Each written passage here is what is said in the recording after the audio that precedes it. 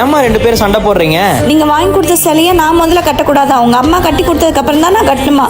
இந்த வீட்ல எல்லாம் நான் சொல்றதே கேட்கணும். நீ தான் விட்டு கூடேம்மா. நான் எங்க என் உரிமையை விட்டு தரணும்? இப்போ உனக்கோ அவ முக்கியமா நான் முக்கியமா? மா இங்க என்னங்க யோசிக்கிறீங்க? அம்மோ, உங்க வீட்டுல உங்க அம்மா என்ன மதிக்கவே மாட்டேங்கிறாங்க. நீ வேணா இருந்துட்டு வரையா, நான் ஊருக்கு போறேன்.